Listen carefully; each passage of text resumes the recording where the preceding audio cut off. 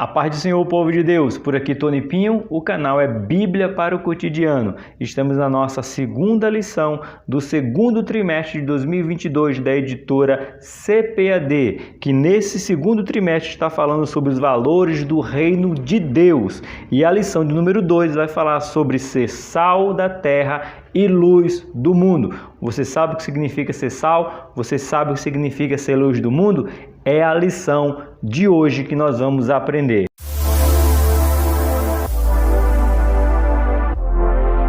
Meus amados irmãos, chegamos aqui na nossa lição de número 2. Essa lição é da editora CPAD, a revista Adultos, que está falando sobre os valores do reino de Deus, a relevância do Sermão do Monte para a Igreja de Cristo.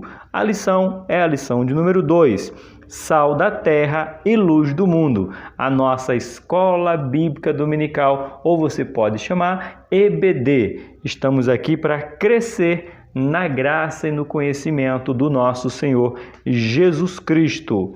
Seja muito bem-vindo, você que quer aprender sobre os valores do reino de Deus. Aqui é o lugar, o canal é esse. Serão 3 meses aprendendo da palavra do nosso Deus. Vamos ler o nosso texto áureo para dar início à nossa escola bíblica dominical. Pega a sua revista, se você tem ela digital.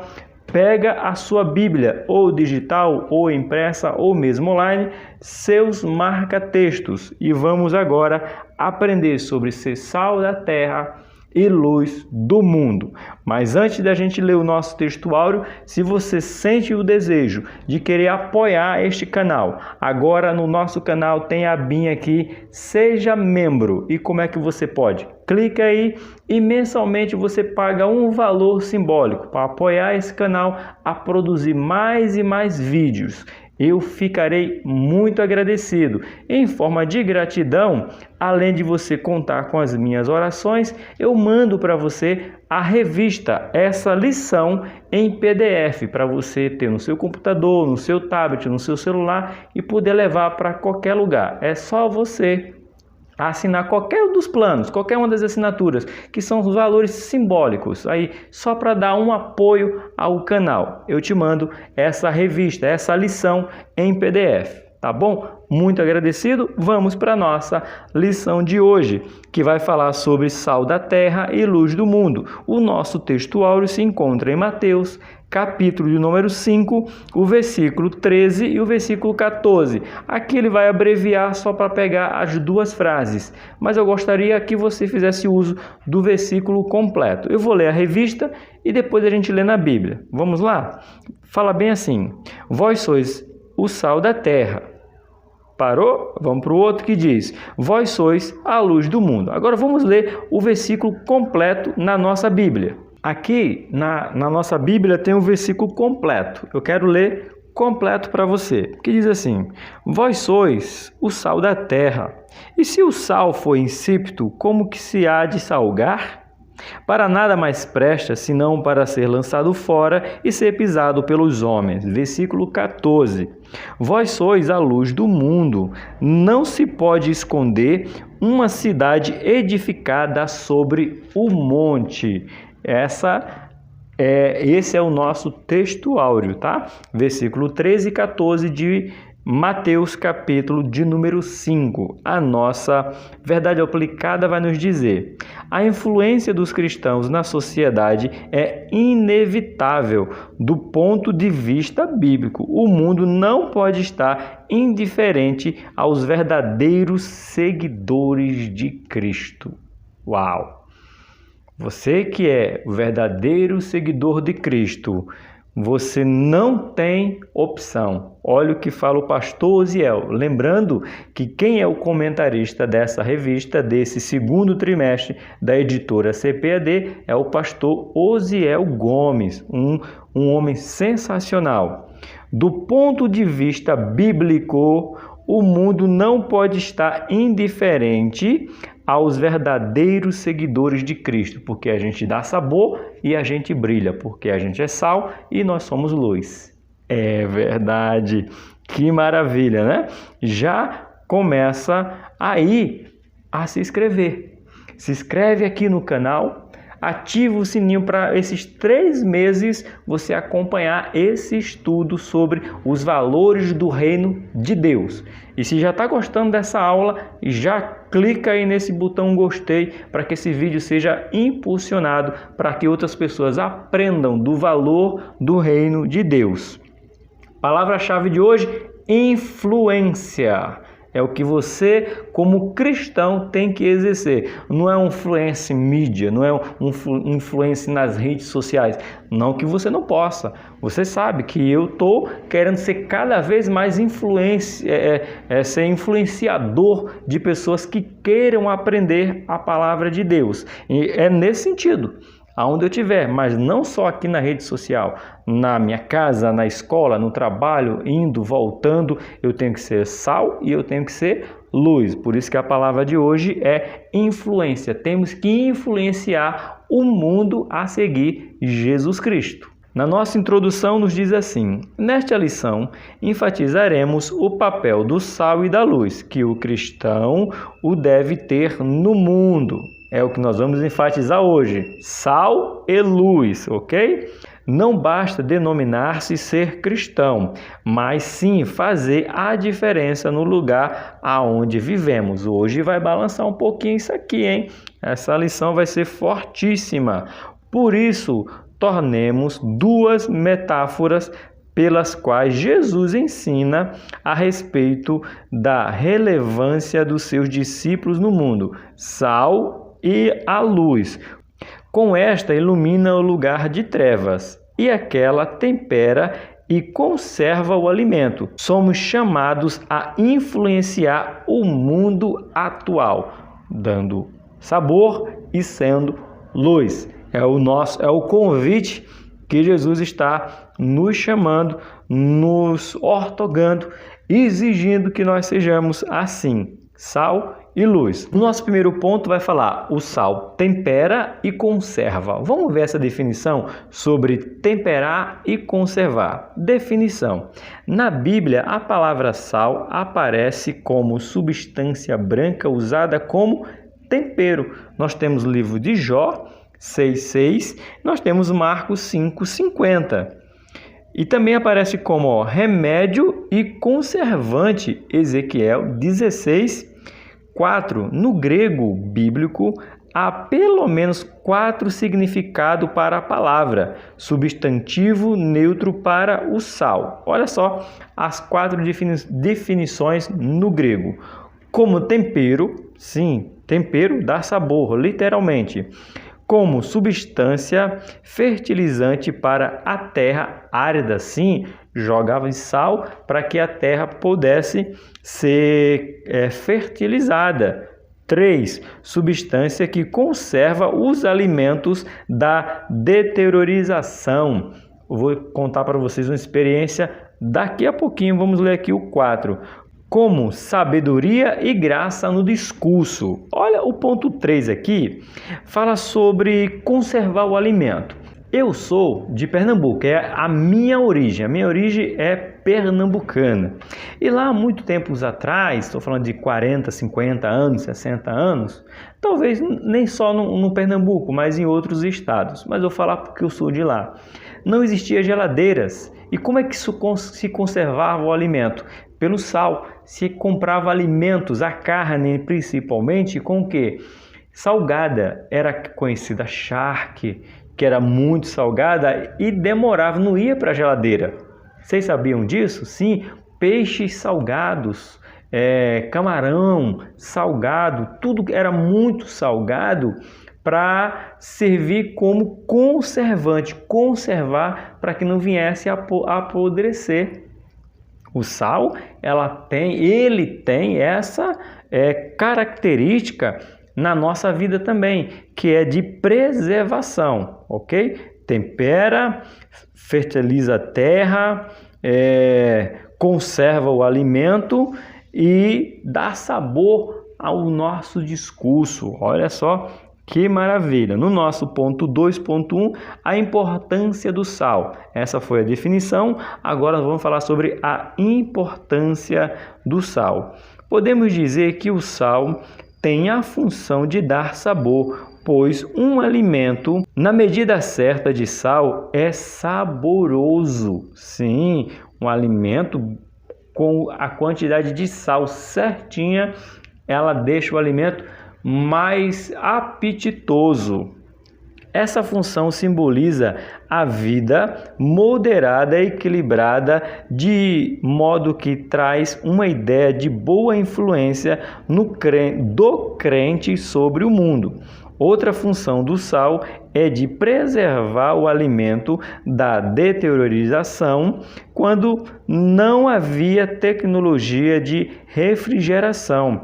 Preservava-se a carne esfregando-a no sal e deixando-a na salmoura. Essa função traz uma ideia de oposição ao mundo, pois o cristão, como sal não esfregado no mundo, em processo de apodrecimento moral e espiritual. Pastor Ziel aqui foi fundo, hein?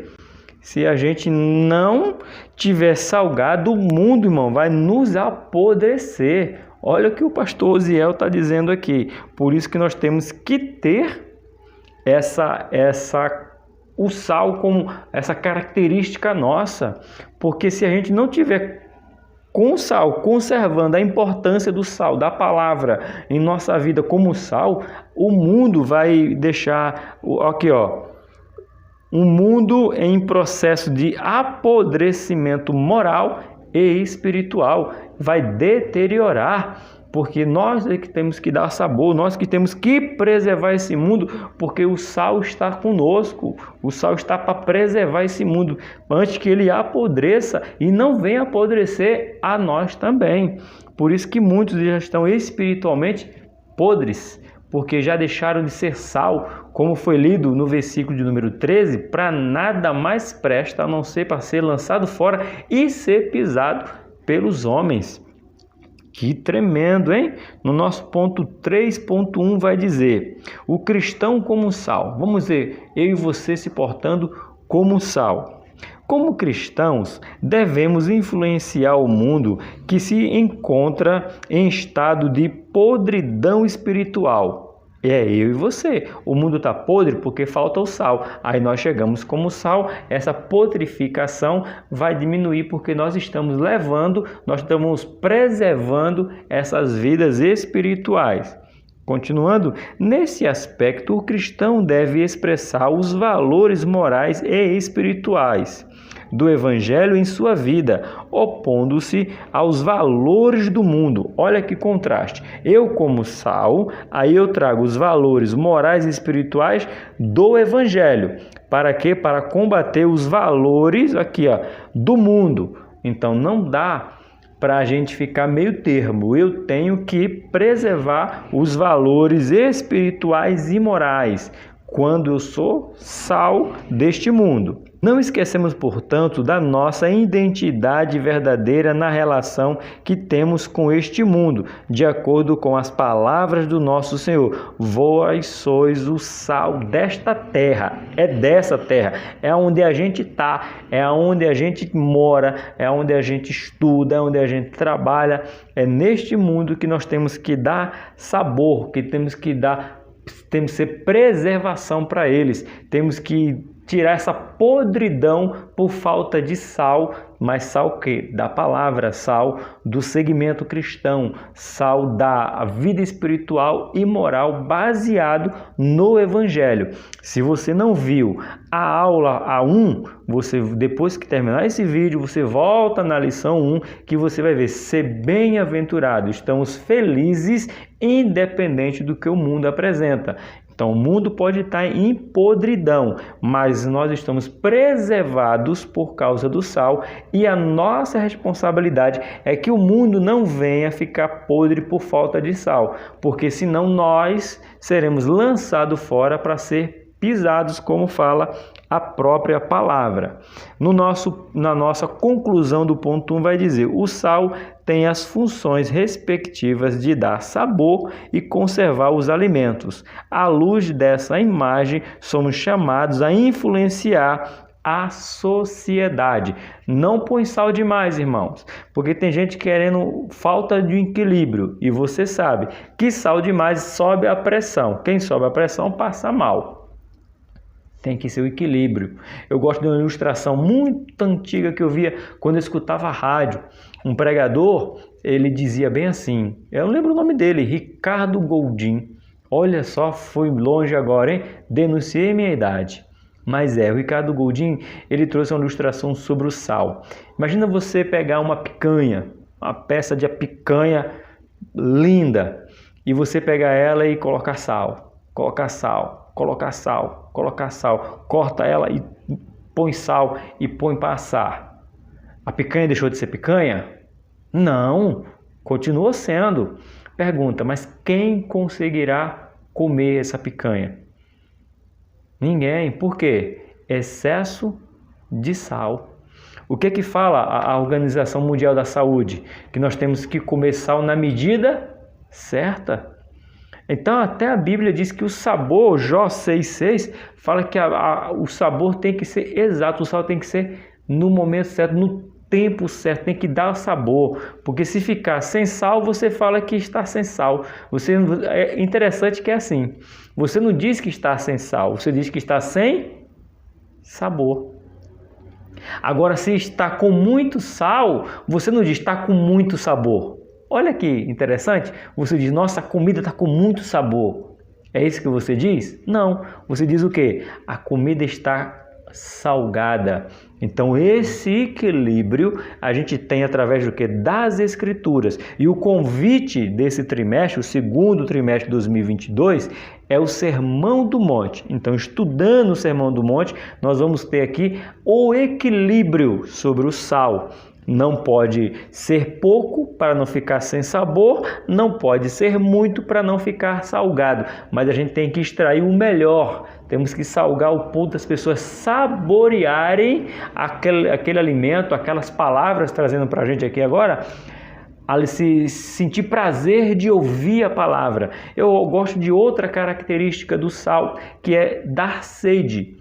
Então as pessoas têm que sentir vontade de tomar mais e mais e mais, e a gente, como dentro de nós jorra uma fonte de água para a vida eterna, quanto mais as pessoas sentirem sede, porque nós estamos dando sal para ela, na medida certa, mais água jorra de dentro de nós, para que elas sejam cada vez mais saciadas pela palavra do nosso Deus. Agora nós vamos falar do nosso ponto 2. A luz alumia lugares em trevas. Como que a luz alumia ou ilumina lugares em trevas? Como é que ilumina? Veja só, a luz procede dos campos celestes, certo? Procede de campos celestes. Agora, como é que sai a luz? Como é que a luz alumia, como fala aqui o nosso ponto 2? Luz própria, certo? Estrelas, refletindo, lua, planetas e etc. Todos eles refletem certa luz, ou tem luz própria, o próprio Sol. O Sol produz luz. Eu sei que você estudou e você sabe que a Lua, ela não tem luz, ela reflete a luz do Sol. Outros planetas são luminosos porque a luz bate de outro lugar e eles refletem a luz, que é o que está dizendo aqui. Tem o reflexo do quê? Das estrelas. As estrelas produzem luz própria. Então, esses são alguns conceitos de luz, ok? Continuando aqui, que o pastor Osiel coloca. Que traz claridade e por isso é capaz de iluminar os objetos e torná-los visíveis. Assim, a lâmpada emite luz, o fogo espalha a luz. Enfim, a luz ilumina tudo e, portanto, não deixa lugar para a treva, ok? Isso aqui é bonito. Vamos lá. Enfim, a luz ilumina tudo, portanto, não deixa lugar para a treva. Então, se você é luz, não tem espaço para a treva, porque a luz que está em você ilumina todo o ambiente. Continuando, do ponto de vista bíblico, a luz pode ser aplicada metaforicamente a Deus. Sabia disso? Abre a sua Bíblia no livro de Salmo 104, verso de número 2. Ele cobre-se de luz, como de uma veste estende os céus, como uma cortina. Ele cobre-se de luz, ele é a própria luz. É o que nos diz livro de Salmo 104, verso de número 2. A Jesus, vamos lá, a Jesus, a palavra de Deus, os discípulos de Cristo. Vamos ver cada referência, certo? A gente leu primeiro no livro de Salmo referente a Deus. Vamos ver se Jesus pode ser representado por luz. Deus, nós já vimos que ele se veste de luz, suas vestes é de luz, ok? Agora vamos ver se Jesus também é mencionado como luz. Livro de João, capítulo 1, verso número 4. Nele estava a vida, e a vida era a luz dos homens. Verso 5. E a luz resplandece nas trevas, e as trevas não a compreenderam. Olha só. E as trevas não a compreenderam. Não compreenderam o quê? A luz. E nós que somos discípulos, já lemos aqui, mas vamos ler de novo, que nós também refletimos sobre luz. Mateus 5, verso 14. Vós sois a luz do mundo. Então, se Pai, Deus Pai, é representado como luz, se o Filho é representado como luz, os discípulos têm que ser representados também como luz. Por isso que você é luz deste mundo que está em trevas. O cristão como luz. Vamos ver aqui agora o nosso ponto 2.2. Nas palavras de Jesus não há dubiedade. Olha só, observe que ele não disse vós elevais ser a luz, mas sim, vós sois a luz. No reino de Deus, o que se espera do cristão é que seja e viva como luz neste mundo. Ao referir-se ao crente como luz, Jesus faz menção às boas obras produzidas por cada um de nós. Essas obras se caracterizam pelos atos de amor e fé manifestos na vida do crente por meio de um testemunho verdadeiro diante dos homens. Logo, a vontade de Deus é que as nossas boas obras resplandeçam como luz e seja vista por todos os homens e estejam glorificando a Deus. Por que eu tenho que ser luz? Para que Deus seja glorificado.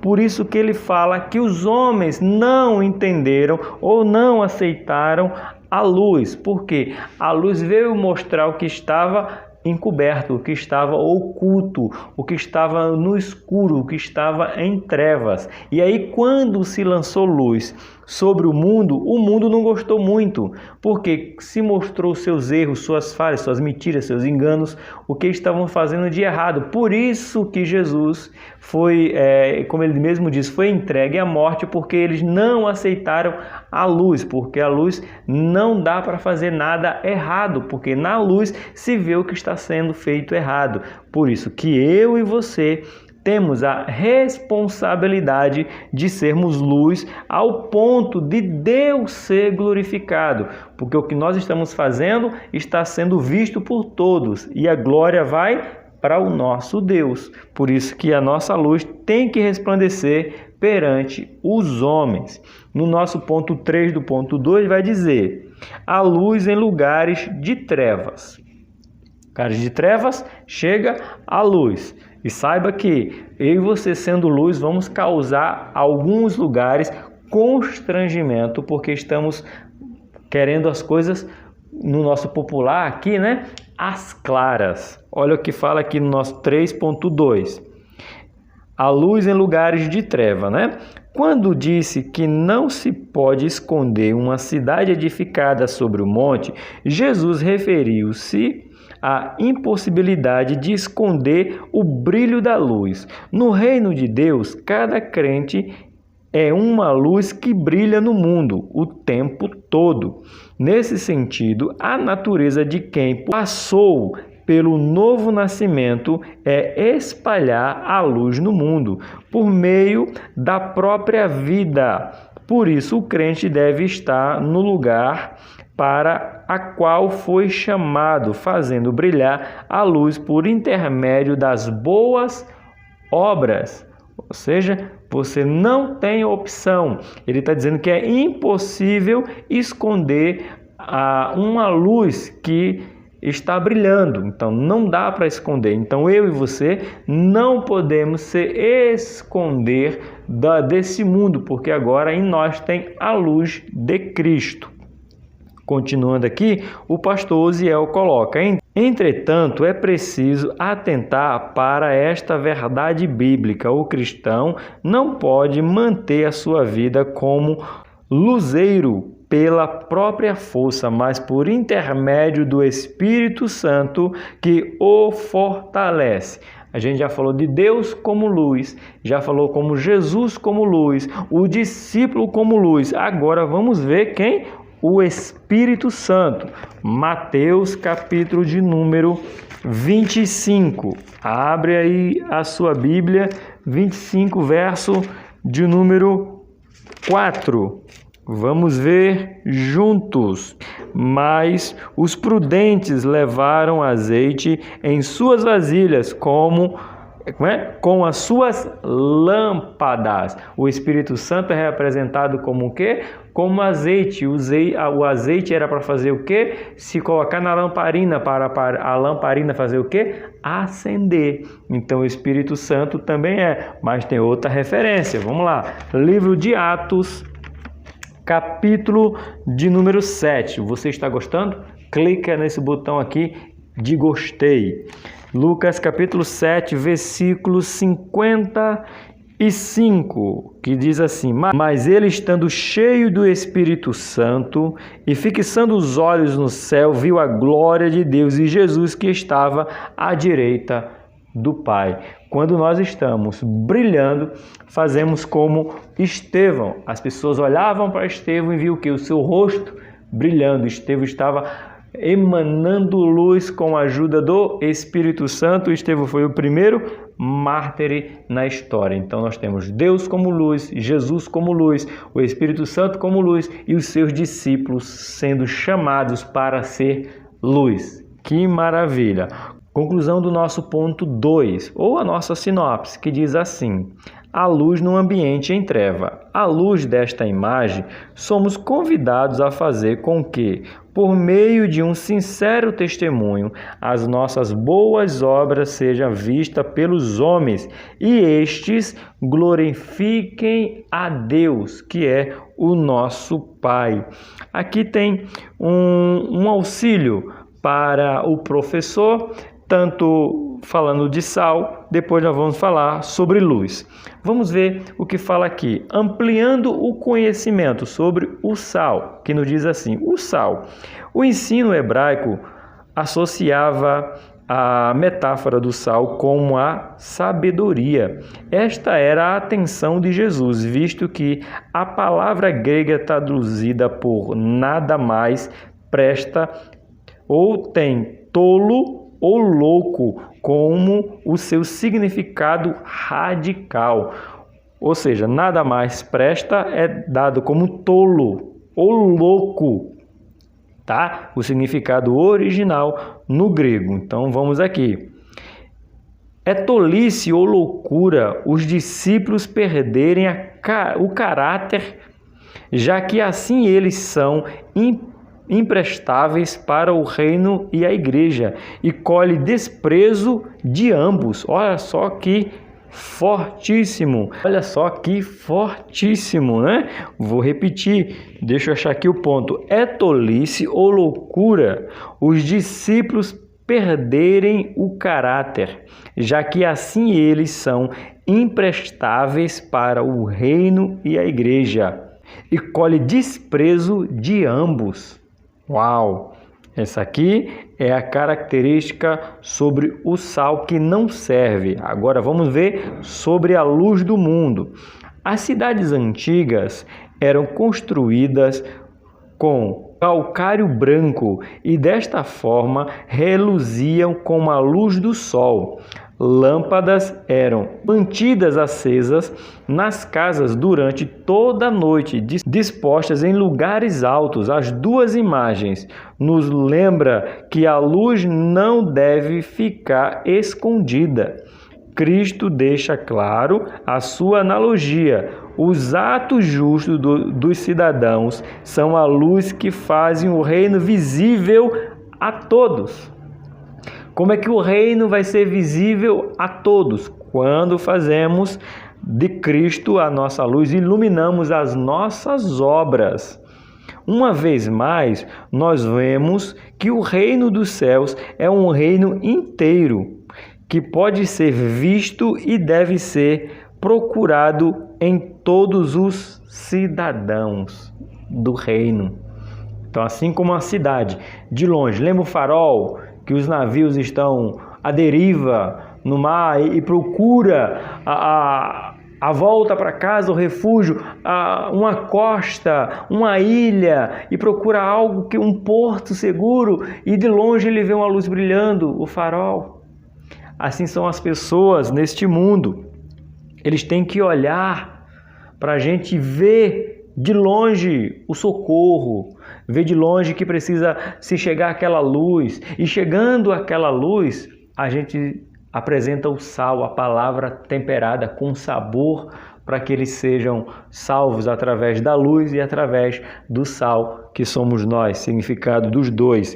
E nós vamos nos aprofundar um pouco mais. Discípulo que influencia é o que eu e você precisamos ser, influenciar. Clica aqui no gostei para que esse vídeo possa influenciar outras pessoas. No ponto 3.1, sendo sal. O sal não aparece, pois atua de maneira oculta e silenciosa. Essa referência nos ensina que antes de testemunharmos publicamente, é preciso remover o homem interior. Não tem soberba. O sal que gera aqui é de Cristo, não parte de nós.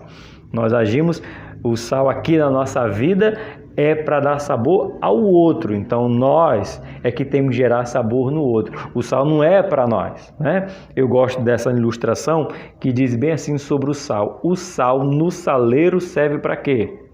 Nada. Agora, quando o sal sai do saleiro, ele serve para dar sabor. Continuando, ou seja, antes de propagar uma mensagem pública, ela precisa ser verdadeira dentro de nós. Temos que ter confiança, é o que eu estou fazendo. Bíblia para o cotidiano é o sabor, ou seja, ela entra dentro de mim, eu estudo a lição e passo para você, para que você seja alimentado com o sal do Evangelho. Neste sentido, nosso testemunho não será titubeante. Assim, o sal poderá estar fora do saleiro e espalhar-se por todo o mundo. É isso aí. Esse é o sal. Sendo luz, como luz, o cristão deve brilhar na família, na escola ou na universidade, no trabalho, em toda a sociedade. Os seguidores de Jesus não podem se esconder. Eles são chamados a andar na luz como na luz Deus está. Então não tem como a gente ser trevas, porque Deus já é luz, e se nós estamos em Deus, nós somos luz, como Deus na luz está. Logo, se o nosso caminho é luz, não pode haver treva. Nesse caminho não há lugar para escuridão, pois o caminho de Deus é de luz que reflete sobre a sua palavra. Lâmpada para os meus pés são a tua palavra. Oh, glória! Salmo 119, verso de número 105. Agora, vamos lá. Influência cristã. É o que eu estou fazendo. É influenciando outros cristãos para que a palavra de Deus seja propagada. Então, essa é a influência cristã, que é o 3.3. Paulo disse que temos um tesouro em vaso de barro, ok? Esse tesouro é a verdade do Evangelho. nós devemos portá-la como bandeira no mundo que inteiramente jaz o maligno. Com isso, influencia a sociedade. Não significa que o crente seja egocêntrico ou ostente alguma coisa.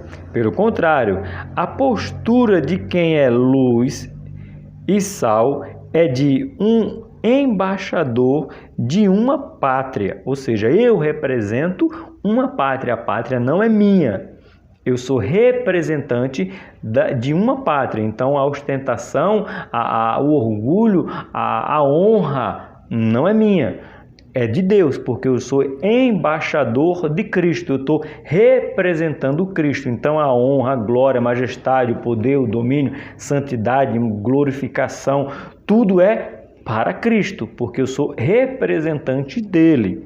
Fique bem claro.